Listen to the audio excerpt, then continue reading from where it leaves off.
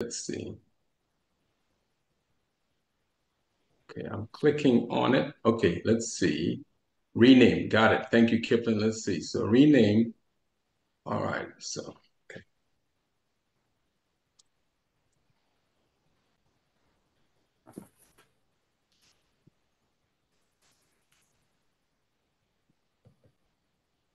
Hold on. Let's see. Yes.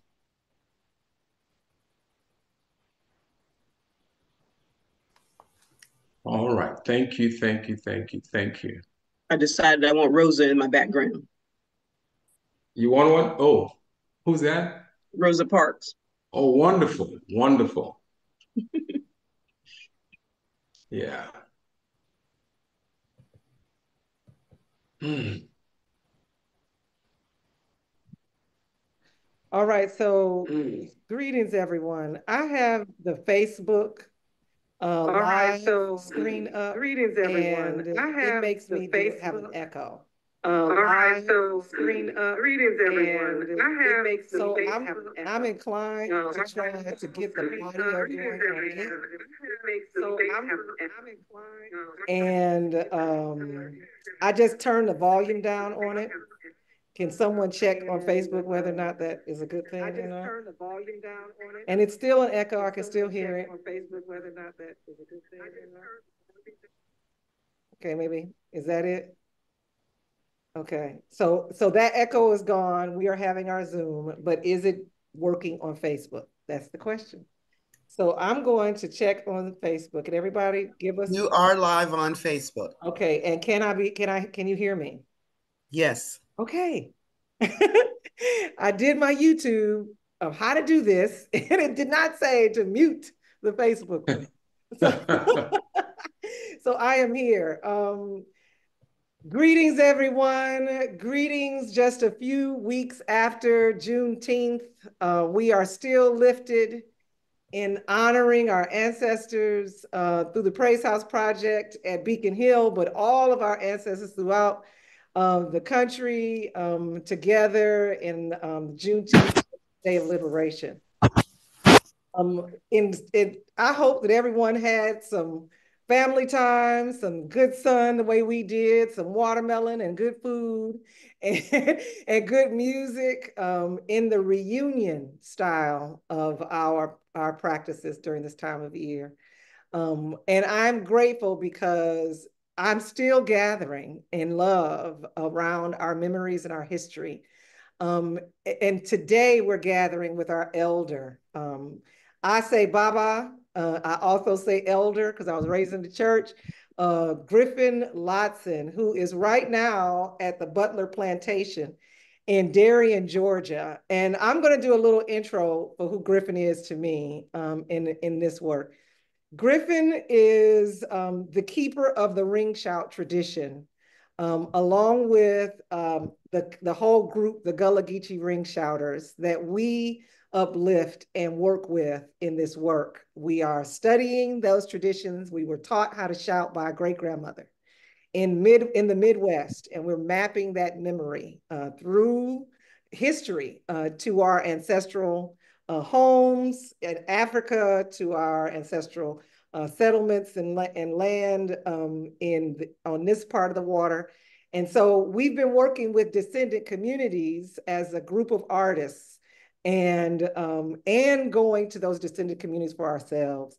So when we receive word a few days after we performed a ring shout, okay, in community at Beacon Hill, that the plantation where our elder is upholding the historic preservation efforts and as a descendant of those who were enslaved there in Darien, Georgia, that plantation house, actually its replacement Gatsby style mansion that rested there as a symbol of, really white supremacy of that era, of that time, burned to the ground. And that's what you're seeing, Griffin, on the ground showing us is the site of where the mansion was and that it is now burned to the ground. And we jumped all the way in and was like, let it burn. in our new generation version of all of this without really thinking through. And we apologize and humbly ask for forgiveness from our elders for that post and statement about we acknowledge the value of a historic structure and its story and its as a container of our Black narratives. We acknowledge that value, and especially as descendants, but also of those for the sake of those who are still on the ground doing this work of historic preservation and repurposing. And in this sensitive moment of transition, these are the times of vulnerability for descendant communities. Like right now is that moment, like, because there's looming interest of many to direct the use of this land. And we want to stand on the shoulders of our ancestors who protected this land as we worked and provided from its harvest, its resources, its wisdom. And we want to hear from our elders there on the ground, just a real-time reaction to this course of events. And Griffin, we want you to go ahead and speak to us about what this feels like there in Darien, Georgia, what all of this is, and do also explain sort of your role in that community as well, Baba. Yeah, thank you, Charmaine, and thank you and all those that's on the line. I know that some of our audience know many of them that's been in the struggle for quite a while. Yeah, we are here live at the Butler Plantation in a restricted area now, but I call it use my old man power and maybe some of my political power. I serve as the mayor pro temp in the city of Darien, Georgia. I spoke with my mayor earlier today, and he was out of town. He would be here at this time because I thought it would be fair and right for him to share a little bit about possible directions that we will be going on. The owner of this property is Georgia Department of Natural Resource, the city of Darien, where I serve as the mayor pro temp. We have a 50-year lease on the property. And on this particular section of the property, it's about 37, 38 more years left on it. I probably will not be here, but some of the younger ones like Charmaine and others will be here. And the torch has been passed, so we know they can take it to the next level. As you can see here just a little bit, the road is closed.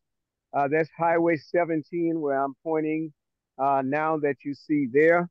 And it's closed off to the public because, well, we have ruins here that some people might want souvenirs, and they may not be through with all of the investigations. So perhaps later, all of us can share a little bit about what you read and what you know about what happened that horrific night. Apologies is not needed, Charmaine. We all were very emotional during this time, and emotions ran from good is gone to, oh my God, what happened? It's like a baby to me. I've devoted my life, a great portion of it, to the Gullah Geechee culture now. I travel extensively from here to Africa, the Caribbeans, and as I said to Madam Charmaine earlier, right at about 90% or 95% of my interviews, anybody want to interview me literally from Germany, they have came, literally an entire film crew from England, Washington, California, you need it, Savannah, Georgia, Atlanta for sure, Dr. Kwesi, where you from. And I do my interviews here, and they say, why? It's not so much about me, but that legacy, that history. And at my age in life, I want to be able to leave a legacy beyond myself. As I often say, you know, we live when you're younger. It's all about me, me, me. When you get older, and you're concerned about your own culture, I'm a seventh generation Gullah Geechee, and I have traced my ancestral back, not just because I say so in history books and even some recordings. Some of them lived well into the last century that were enslaved, which most of you that's on the panel up there know a lot about Liverpool Hazard. I feel like I know him, but he died before I was born. He died in 1938. My mother was alive in 1938, as well as a lot of my relatives that's still alive now. And he lived here as an enslaved individual. As you look in my background, you're going to see, and I've been saying this the whole time, uh, it is the only living monument on this Butler Plantation. That's that chimney. And I kept saying it, and maybe the ancestors, maybe the tragedies that happened all came together in a melting pot. The building that did burn down, most people don't know it, but most people think it's an antebellum building.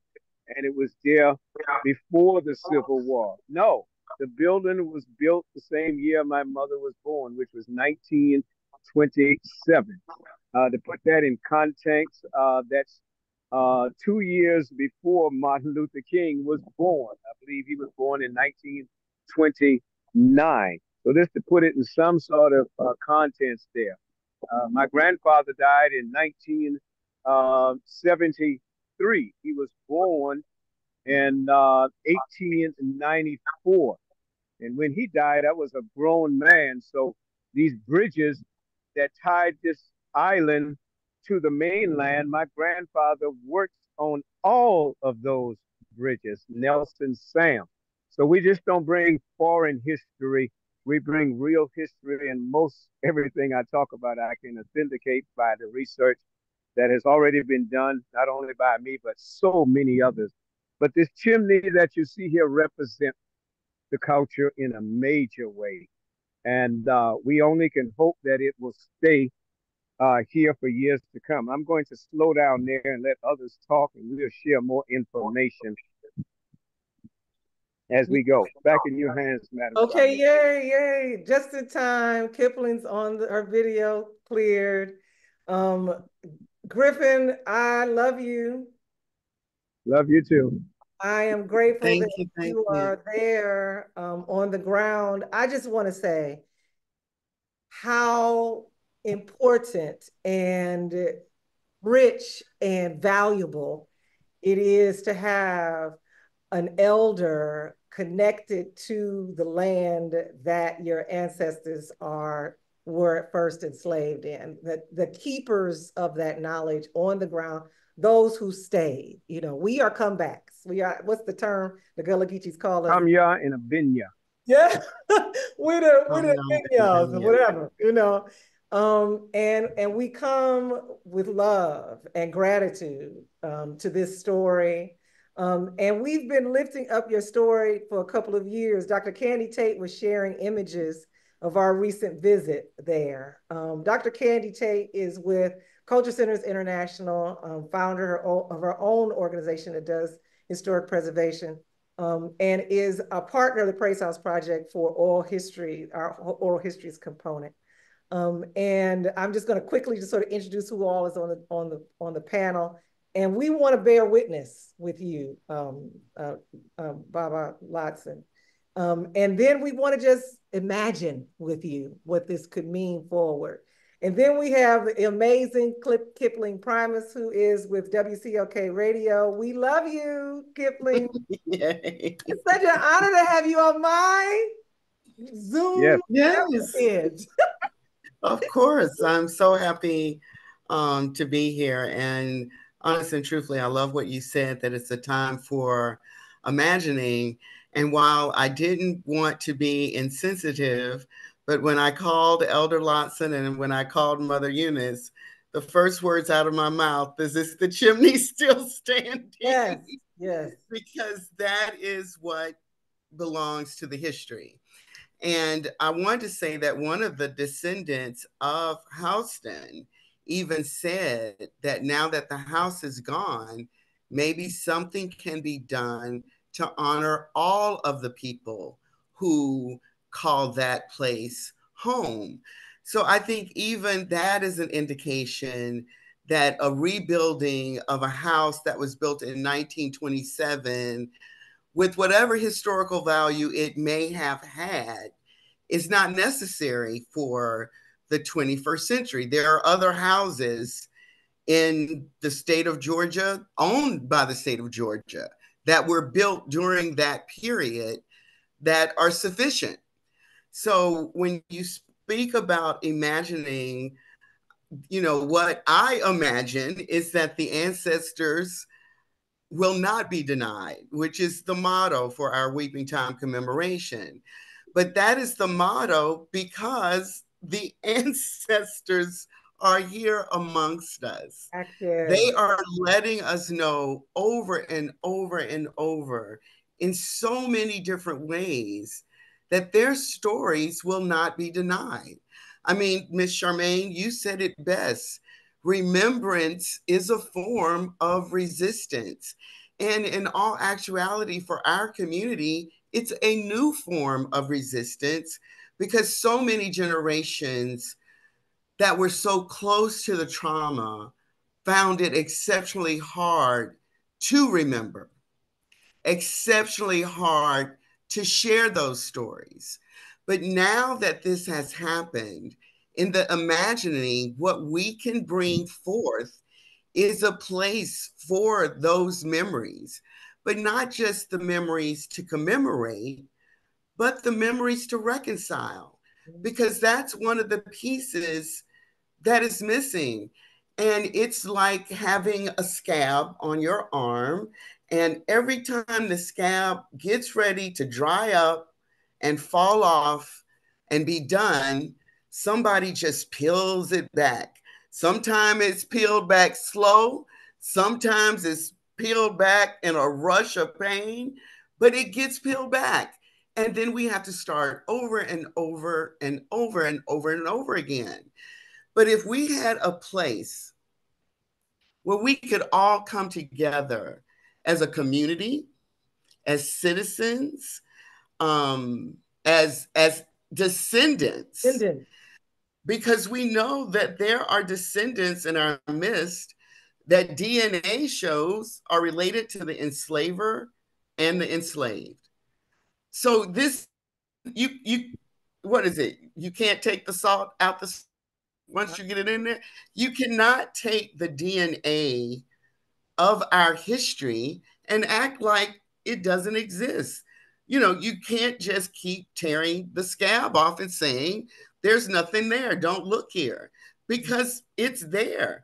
When you walk Butler Island at dusk and you look out into those fields, if you don't see us, you got to feel us. I mean, I'm feeling it now, just bringing it up. Yes, that's so ancestors will not be denied. And what I imagine, because I've seen some of it, it's Dr. Kwesi's memorial. It's white marble. It serpentines through that island. And when I think about it, in one curve of that memorial, there's a rice paddy. In one curve of that memorial, there's sweetgrass. In one curve of that memorial is a bench specifically for reconciliation. Bring that person that you need to reconcile with, and you sit and you think. That is on the morning bench. On the morning bench. And then maybe there's a blessing bench where you want to bless someone that you need to reconcile with. But I can just see that white river of marble serpentining throughout that land from one edge of water to the other edge of water, with all 436 names that were listed in the catalog, even the young family that didn't get on the block, all 436 names listed. I see it as a training place, not just for docents to be there to tell the story, not just for historians to be there to learn the story and how to teach the story, not just for librarians to curate content that they need so that this story can be shared, not just in Darien, but across our state and across our country, but I see a place where people learn brick masonry, which Yes. is what we knew when they brought us here. Yes. I see a place for people to learn how to work with steel, which we knew before they brought us here. The I herbal see a healing place, medicines, the medicines, the earth medicines. the earth medicines, not only agriculture, but pharmaculture, because there were things that we knew when we got here that for some reason, again, that remembrance as resistance, we have missed. There's a break in the chain. And the ancestors not being denied allows us to rebuild that chain, not just of folklore that we're missing, but pharmacopoeia, masonry, architecture, agriculture, all of the things that we came here with. Indigenous It becomes practices. a tax base for Darien, Yes. because people will start to come and it'll be a place to gather. I love the idea of opening up that ice cream shop. But before we even do any of that, we've got to reinforce the structures that our ancestors left on the property. We've got to make sure, as Baba Elder Lotson just said, that that chimney stands. And the last time we were there, you can see places. You know, I hugged it. I went back up to Darien. I didn't stay for the ceremony, but I walked out on the island and I hugged the chimney. Yes. So, wow. You know, we've got work to do beyond rebuilding something that serves no real purpose and it's not necessarily needed. So that's my reimagining. Dr. Kwesi, I might steal some of your fire. Oh, but please Dr. go ahead. His wife went up to Butler Island Plantation. And of course, you can't get to, you know, you're limited. Thank you, Elder Lotson, again, for showing us the things that we couldn't see on our own if we were there. But Dr. Kwesi said that between the chimney and where the house used to be was a field of fireflies. So our ancestors lit up Butler Island without one solar light, without one votive, without one candle. The whole island was lit up. And I just think at this time of reimagining, it's time to put forth really bold plans as a way, again, to support all of the people who live there and who call that place home. So wow. We got you recorded, Kiplyn. We got you recorded. Yes, archives. Now, the reason in particular that I am excited to have Kiplyn on this call is the same reason I'm excited to have Dr. Candy on the call, is because you all are descendants. Yes. Your families have record. You call yourselves daughters of Darien. And my name is in the book. My name, Primus, is in the cell catalog. And Primus, his wife Daphne, daughter Dido, and baby that I call Valentine sold it as a family for $2,500. And it is one of those crazy things where I'm just so happy and thankful that they sold together as a family. And then when you say that in your head, it's like, you know, how can you be thankful for something so horrible? But of course I am. I am so thankful that they sold together as a family, because we know all the families were not sold together. And you know, just to the storm that we are recalling by centering these narratives and standing in that storm of emotion and trauma to hold dear the memory. Yes. You know, of that family and their connections that led to you. Yes. You know, yes. It led to you and all of us. I am right now mapping my grandmother's memories. Like, how did I learn Gullah? All of my food is Gullah. I was born in Indiana. How did I learn to shout? The other day, I realized that the praise house is a drum. Was reminded by my indigenous brother that the whole structure. He first said, "Play your drum." I had to remind. I have a tambourine. That's my drum. Then I reminded that the whole praise house structure is a drum. So I'm standing in the praise. I was playing my tambourine, and I realized I'm playing the beat. Same beat that Griffin and the group plays. That's why I can't play no other beat. So I am coming home. This is a Sankofa. This is a Sankofa for me, for all of us. And I want to acknowledge who else is on the call as well. Dr. Candy Tate, we're going to give you a minute to speak. I gave you your intros of who you are and how I love you. And Baba Kwesi DeGraft, we're grateful to have you and your scholarship and your vision for the space and diligence and willingness to stand in community. You know, thank you. With the descendants of those. And I'm going to give you a moment to speak as well. And I want to acknowledge my new intern, y'all. I'm not doing it alone. Thank you, AG. I'm so glad to be on the call. It's really amazing. AG is an intern through Georgia Tech and the RCE program, which is all, I'll figure out how to tell y'all all about it. But they've been supporting the project now for multiple years. They're helping us digitize the archives at Southview. Like, that's their work. So we're grateful for our interns. And she's helping me on the technical side. She's telling me your phone is in the camera. No, thank you, AG. And if you don't mind, so I'll just share and set Dr. Kwesi up. That it was actually, as you see, I wear many hats.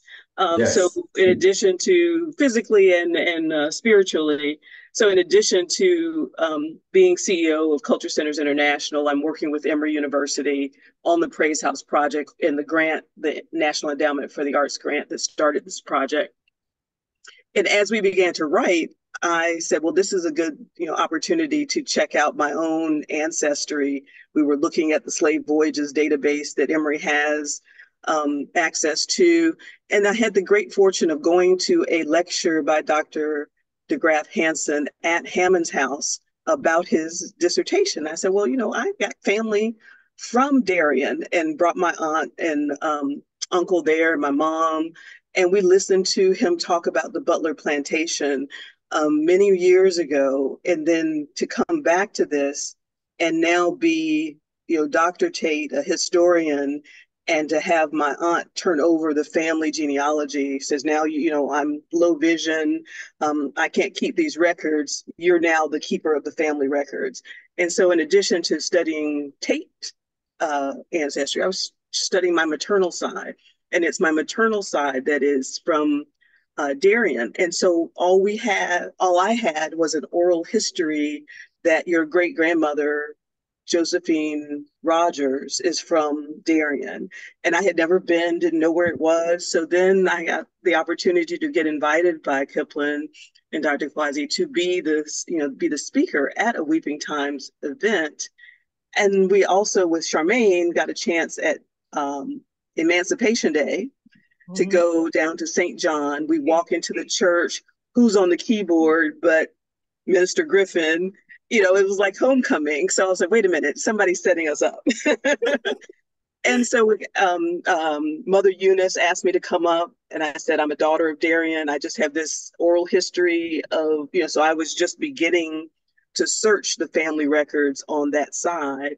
And after the service, she said, come outside, and I want you to see the cornerstone of the church. And what I'm going to share with you, and then I'm going to get off and let Kwesi tell you all the good stuff. But this is, again, for those of you who are just hearing this and not knowing, no matter where you are in your journey, it's important to just keep searching and doing this family history. You see the house in the background. We had come after the New Year's service, and I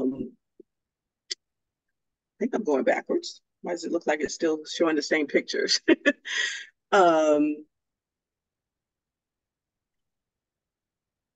The fire extinguisher, but I'm going to get somewhere to the church. And the name Rogers is the pastor who founded St. John, is on the cornerstone of the church. So I don't know the exact I think I'm going the wrong direction. There it is. So hopefully you all can see that. The church was dedicated July 1920.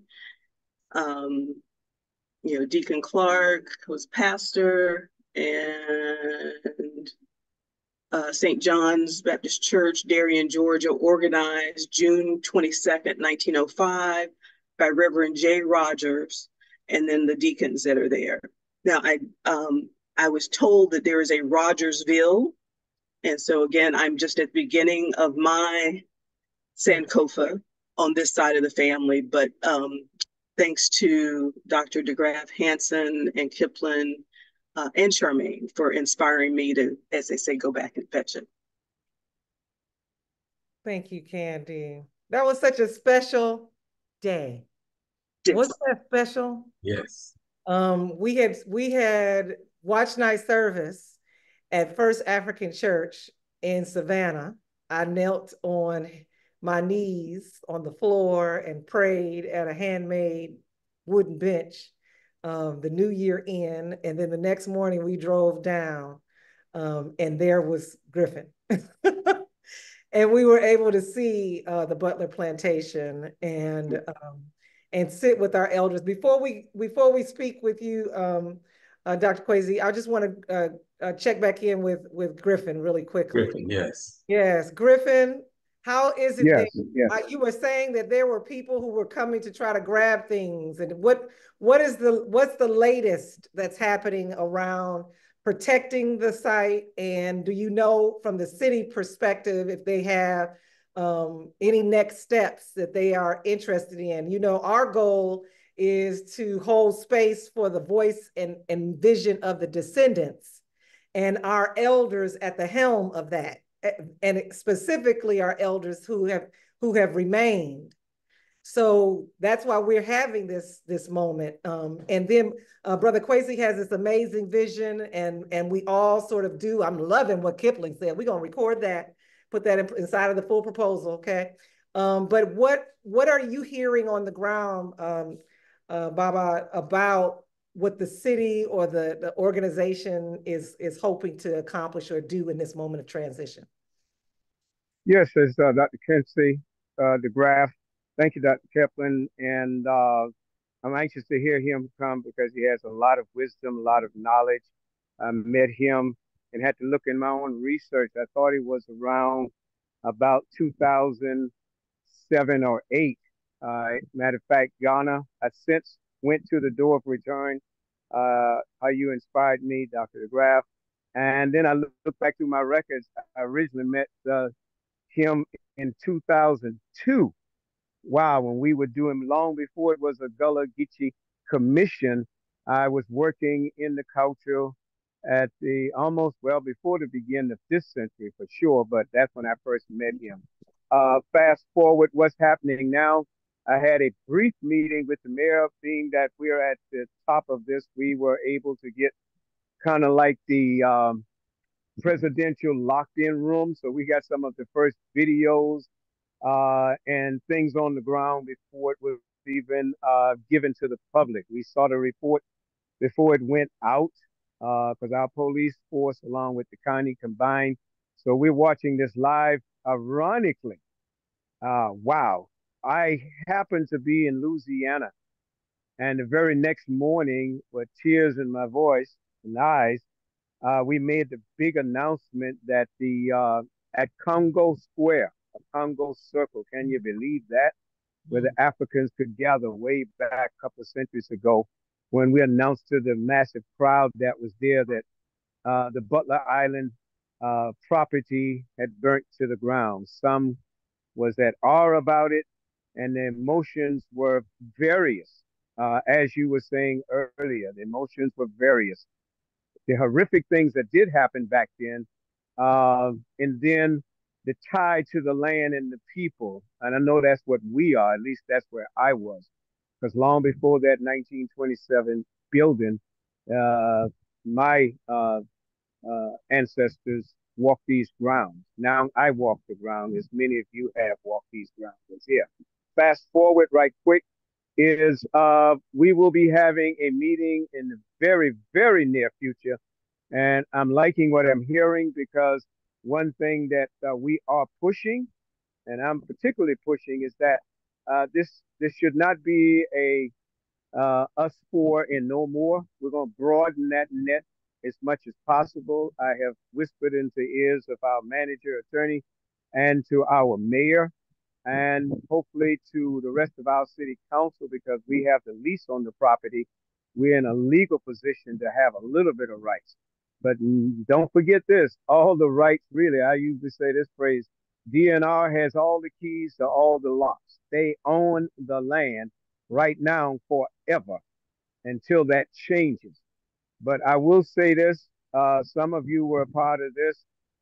Earlier, I know Primus, you were, Dr. DeGraft. I mean, we were foot soldiers, freedom fighters, and we stopped that House Bill 906. And guess what? They were going to sell it for $1. So my long range goal is hoping we as a team, not me myself, if they wanted to sell it for $1 some time ago, well, maybe we can pump some new life into that, but not sell it as a distillery, but sell it to a historical organization, sell it to the city, sell it to a group that's going to never, ever forget the history that was here, not just starting with the enslaved, but the Native Americans right on up to, and I'm being sincere about this telecast is the first in the nation that's in the world that's giving a kind of close-up look of what happened. I hope I don't go to jail for doing that, but if I do, it'll be for a good cause. So yes, our future goals is to have a meeting with the broader net, not just us four on the city and nobody else can have words. So the likes of each of you that are here, I'm hoping that we can broaden that net, that we can take all ideas, understanding we can't do them all, but we're certainly going to have to do something that, for me personally, that will outlive my time and very little to do with me, but those ancestors, what we're going to do in the future. So I will stop there. They did say about lightning, and I'll say this one, which is weird, but it is true.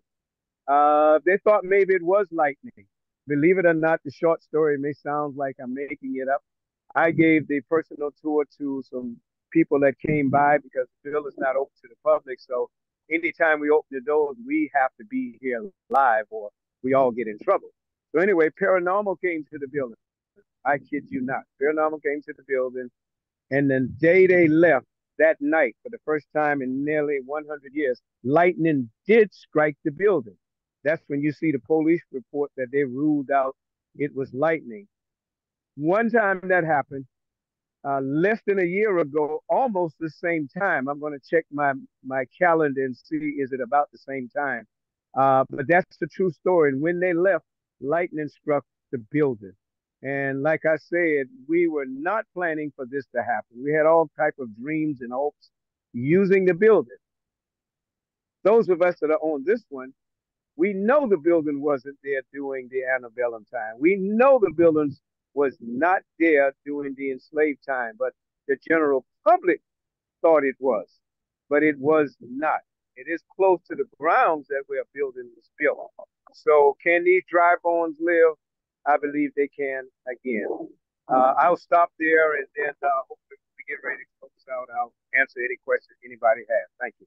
Thank you so much, Baba. I am also just I want to acknowledge, I'm an artist, and I believe and embody these memories as medicine, and I am living a return in public, in community with you all, to memories of saving praise houses and relocating them to freed land. And now, for this moment, for me, and I think in community with you all who were there, we are reliving the memory of a ring shout and fire coming down after, like Sherman, or like the Watch Night service. So we honor that paranormal activity, if you will. We honor those elements that respond to our call. And we acknowledge throughout history, and it is documented, where there was a huge burst of fire, actually, that took place, that marked a particular pivot for communities in their efforts of Black liberation. We think about the Haitian Revolution, other moments in history. I was just studying the element of fire. And then to hear our stories of faith practices and how we fire shut up in our bones, you know, how we encoded these messages of freedom into our practices and into our communities and our traditions, and we acknowledge them as fully present in whatever the means that they come, arson or whatever the circumstances. So when we center Blackness in this narrative, we don't give energy, we resist the idea of displacement, and we instead celebrate and hold space for that imagining. Like the ring shout was on the watch night service, we conjured, Opal Moore in her essay calls it a portal of possibilities, you know, as we gather like all generations, all ideas, all resources, all the descendants. If there were 400 and how many, what's the number? 429 sold. Yeah, 436 in the catalog, 429 actually sold. Okay, if that number of us was displaced and separated, how many of us are descendants?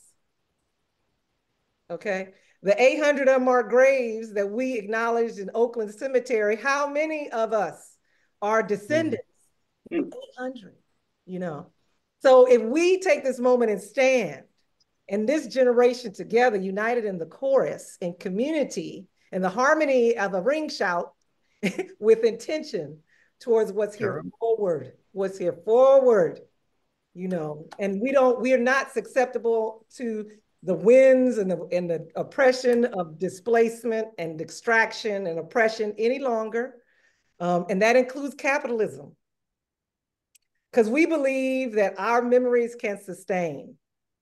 Our institutions, as we are recalling our memories, can sustain our societies presently, if positioned and invested in by all of our intentions together. So I just want to put my prayer publicly, like Kiplyn did, you know, what it is, and I want to hear about Dr. DeGraft's plan and idea and interest. And you've been doing this work, and you're from Ghana. And I have been in community with you, which is really interesting because, like, we are coming backs. What do we call it? Yum sums and we some them. Right? You were not born. You were not born. Yes. Right. You were not born into enslavement in the West, in this part of and region of the world. But you come as a comrade and family member, equipped with wisdom, you know, and our indigenous practices of honoring our elders. You come with that, with this vision. So all I want to know, as you just sort of talk it out, just give us a little bit of an entryway to the idea of gathering around a vision forward. I just also want to put out there a praise house. I'm just saying. Yes. Yes. Well, thank you so much.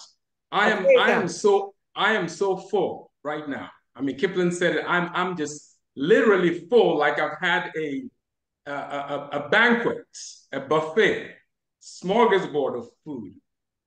But it is a spiritual food, and I'm grateful that we're all in this space. I want to thank you, Charmaine, for inviting us all to this space. I want to thank Griffin Lotson for being on the ground, because through his feet, we are all connected to this space right now. I want to thank Dr. Candy Tate, Kiplyn, Ms. Church, all of you for being here in this space. And I'm so honored. I'm just honestly honored. I'll start with where Charmaine said. I'm from Ghana, but it appears as if I have no connection to enslavement, but that's not true. Let me tell you this.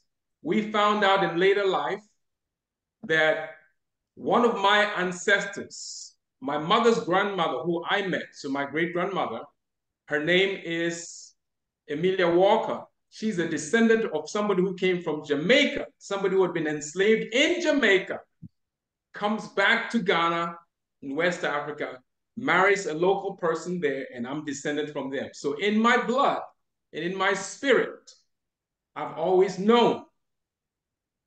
So anyway, then let's go back to something that Kiplyn mentioned. I was also in Florida, like Griffin was in I believe in Alabama or Louisiana. When I heard of the fire on Butler Island, of course, I was stunned because we were not expecting that. I know that there was a group that was fixing up the house. There's a group that had, I believe, gotten a grant and were painting the house, fixing up the house. Nothing was being done to the chimney, but the house. So of course we were stunned that a piece of architecture had burned to the ground. But just as you talk about fire and the importance of fire and the way fire works through all this, I have to drop this. On Butler Island, there is a cemetery. That's why, like the chimney, this is a sacred site. There is a cemetery, but the cemetery is now underwater. Yes. Charmaine, I see your face. There is a cemetery. So this is a sacred, sacrosanct site. Now, before I even get to the cemetery, how about this? When people were being buried on Butler Island, the funeral procession, people would hold burning pine wood torches because the work of plantation slavery meant you could not bury your mother during the daytime you're supposed to be working. So burials were at night. And at night meant they would hold burning pine torches. Imagine a procession of fire. Okay. Now. Yes, let's go. Let's go, Kwesi. There's a lot to unpack, I know. Yes. But even if we go back to that, the fact that fire has been so important. Now, it was fire that the enslaved people used to bring down those big trees, because most people don't realize this, but Butler Island was a swamp before enslaved people got on there. It was a swamp in the Altamaha River. It was full of cypress trees. They said each cypress tree at maturity has a trunk, just the trunk, not the leaves, the trunk, 7 feet in diameter, which means if I or any of us on this call lay down from one end to one end, we would not make the diameter of a tree. All right, what does that mean? Now, the first person that Major Pierce Butler puts on the plantation to sort of clear it so that we could have rice, he says, take out all these trees, no chainsaws, no cranes. You've got an axe and you've got fire. So they cut down the trees with axes as much as they can. I believe they had some saws that 2 people would hold one end and you just keep going back and forth, bringing down all these trees, cypress trees, 7 foot in diameter, and burning them to make way for this. Inordinate amount of work, folks. We know that. But here's where we're going. Back to the idea of commemoration. Fire paved the way for our enslaved to clear the land, build the levees, dig out miles and miles of tunnels to bring, or not tunnels, trenches, to bring water from the river to the rice. A huge amount of work. And what has happened is that Butler Island, for the most part, became what I call a silent, hidden landscape of slavery. Most people focus on the building. We've forgotten about the people. We've forgotten about the cemetery. We've forgotten about the fire. In many ways, as you said, this has illumined, and I say fire does many things. Fire destroys, but fire also gives us light. Fire has opened the way, has illumined this moment, has brightened this moment for us to see what needs to be done. Now, Elder Lotson, you're right there on the ground, and you know your ancestors walked the land, worked the land. I'll mention quickly about the fireflies. So my wife and I, after the fire, managed to get there a few days later. I think the fire was on a Wednesday, if I'm correct. We were there on Saturday. That evening, as Kiplyn said, we're standing there taking photographs. When the sun went down completely, there had to be millions of fireflies. Millions. Beautiful throughout the whole area between the chimney and the house. And so here's what I did. I thought, let me grab my video and try and capture this. The interesting thing is, you could see the fireflies with your eyes. The camera would not pick it up. So that by itself, you can read into it. But of course, I also agree, those were the ancestral spirits. Yes. As Kiplyn said, shining the light. They've been there. They have been there, and they will be there. That's why this moment is so crucial. We all have to rise up. That land,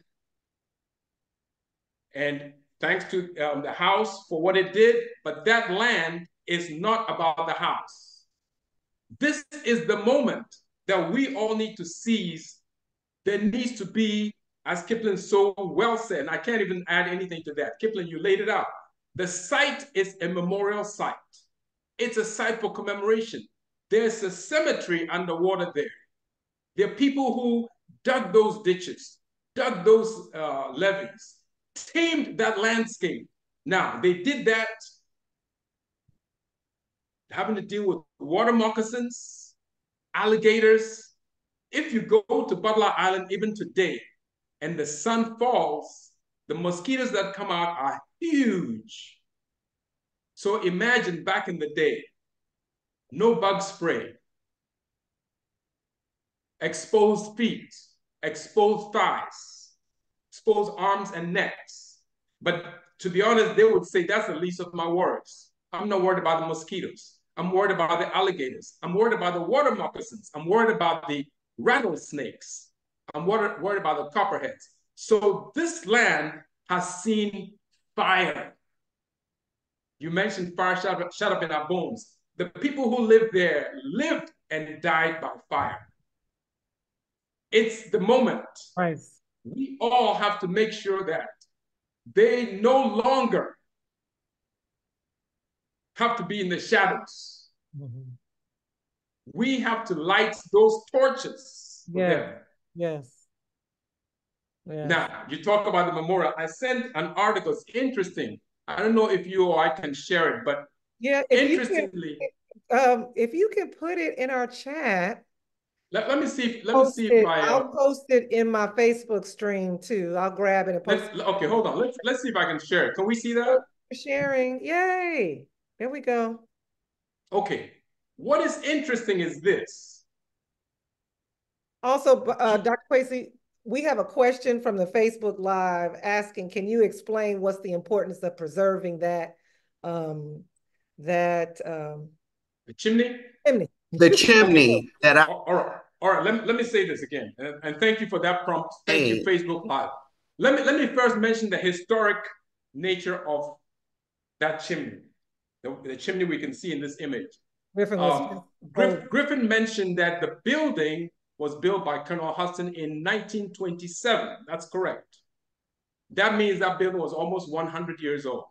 How about this chimney was built in 1832? If you do the math, that's 192 years old, that chimney. The chimney was built by enslaved men and women.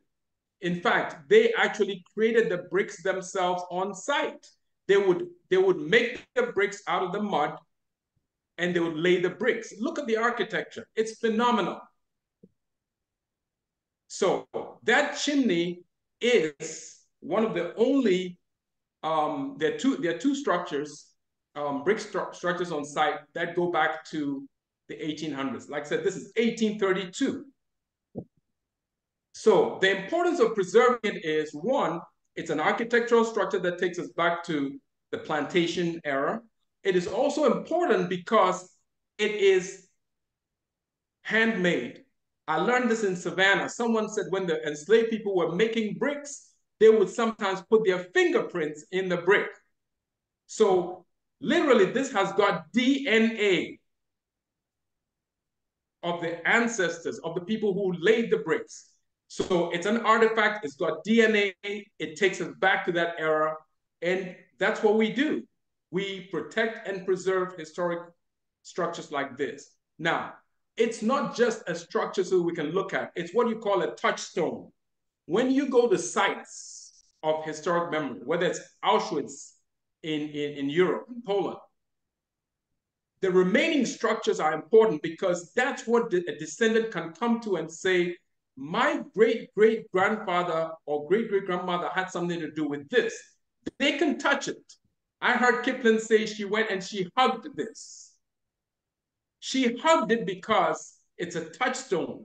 It's something that allows a transfer. That's why we need to protect and preserve this. Then it becomes a place where we can come to because we know they were here. That's evidence that they were here. We know that things have a way of morphing. We've heard people say that the Holocaust in Europe didn't happen. So in time, if the structure is not here, yes, we will not be forgotten. What happens? And I know our time is going. So let me just throw a few more things in. I mentioned this is in 1832. Now, you use the word imagine.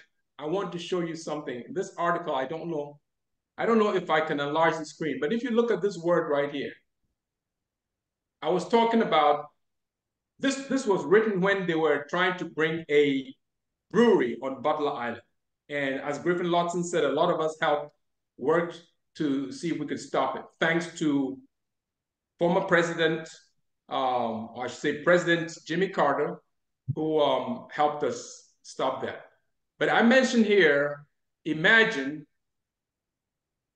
Butler Island being a memorial. And I'll read this. It says, Butler Island should continue being a repose for the enslaved who toiled, suffered, and died there. Imagine Butler Island as home to an American National Slavery Memorial that commemorates the former enslaved and fosters reconciliation among descendants of enslaved, enslavers, and enablers, as well as all who enjoy the fruits of the formerly enslaved slavers. An important part of the project should be an institute for racial integration and conciliation. Butler Island can benefit tremendously from heritage tourism in multiple areas, including especially African and African-American history and site environmental history. So now I'll read this part. This was written 4 years ago. I say, if the state of Georgia no longer wants Butler Island, it should ensure that stewardship of the island is by an entity that is culturally, historically, environmentally, and emotively sensitive to the local, national, and international importance of Butler Island. It's an entity whose vision is to preserve the site, honor the former enslaved, and guard the historic and cultural value of Butler Island and its people. Griffin, Candy, Kiplyn, Charmaine, all of us know the importance of discovering connections to a place like this. Now, a lot of African Americans are still finding their roots, as it were. And just as Dr. Candy, you showed us, you go back, if that cornerstone was not there, you would not know. But the cornerstone was there and it ties you back, and you can look with pride and say, wow, one of my ancestors had something to do with this. Kiplyn can look back and say, wow, my family were sold intact. And as she said, even though it sounds like a conundrum, she can be grateful that they were sold together. because she can reach back out. There are many people who are connected to Butler Island and don't know it. Charmaine, you mentioned 429 people were sold out of here. If we do the math and you realize that each one even had offspring, children, 5, 10, back in the day, they used to have lots of people. And you go back 5 generations, I'll leave that to the economists. I've done it before. It's a huge number. But I want to throw out a few things here. The Butler plantations are very important also culturally. Those who are interested in boxing, Smoking Joe Frazier is a descendant of Butler family. Who would know, right? There are many names. There's a very important historian, Olivia Butler, who wrote a very fascinating book. Check her out. I believe, I've not done all the math, but I believe that she's a Butler descendant. So there's so many people that are connected to this place. And that is why it is very important, vital, that we stand up. Now is not the time to, in my opinion, rebuild the house. The house did its work. We're grateful for it, its architectural value. And I'm a landscape architect. I decry any structure being burned. However, the importance of the site is the enslaved people who lived, toiled, worked, and built that place. This could be an important site for not just Butler Island or McIntosh County or Georgia for that matter. This is a national site. Yes. And ladies and gentlemen, I yield the floor. I thank you for this time. And Dr. Kwesi, just to bring it to full circle, and the chimneys are very much in a state of peril. I'm also, one of the hats I wear is on the Georgia Trust for Historic Preservation. I put a link in the chat, but again, we need to bring attention to saving the chimneys, because I think you shared with me that a hurricane or bad storm that could come through could topple those. And so our activism and what I heard in the last passion point that came to me is that we need a family reunion, a call to ancestors for gathering. And we will come to a family reunion. So next March needs to be that call that you and Kiplyn help organize the remembering of the weeping times in Darien and Savannah. Charmaine. Wonderful. I love that as the closure, as a pin to put to our next conversation in order to act upon that. Some of the work that we've been doing with the project has been traveling throughout the region, and reasons include self-care and our own Sankofa and engaging these historic sites and gaining a community, like connecting all of the dots of us, our descendant communities, in these collective efforts in this moment in history, moving forward, holding my generation in community with that. And I've been lifting up things like Heritage Day at Penn Center. Like, these are destination sites. When I travel across the country, I get mixed responses. Some folks go, I'll never go to a plantation. I'm like, hold on, your family's buried. Your elders are, there are people that are, and my family was, we migrated north and could not return because of the consequence for retaliation. So we have a whole wing of our family that we don't know. And those things, those missing pieces, that's all erasure. That's all erasure. And we want to push against that. We want to stand in this moment of transition, this powerful moment of transition. The wind is Oya, and Oya's name means to tear. Oya is a Yoruba angel. We know other names than Michael and Gabriel. We know Oya, the wind is to tear. She is the guardian of the cemetery, and she is transformation. Her husband is the fire, is Shango. Okay, so we acknowledge the guardian of the cemetery, right? In this moment of transformation and change, you know, potentially responding to her beckon and her call when we swung our dresses and our bodies in praise and the ring shout when her husband came and answered her call, you know, to liberate and cleanse its land, really. And acknowledge the sacrifice our elders have made over the years to preserve and hold it dear, you know. And we thank you, Baba Lotson. We love you. Yes. We love you. We love you. And all of the elders that are there at Butler Island and in every sacred site along the Gullah Geechee corridor and beyond, we love you. And as much as we can, we are here to help. We are here to help. And that's what this call is meant for. And I want to give you the final word just to say goodbye to everyone. Is everyone feeling complete? Is everyone feeling complete in your bodies? Blessings. Yes. Okay. Not me. Go ahead. I'm in this hot sun, okay? I know, Griffin. I will be brief. This has been full. I wasn't sure it would work because I knew the temperature was 90 and above. But for the ancestors, I just hope I didn't die out here, and I didn't, okay? Can you hear me now, as they say? Can you hear me? We can hear you.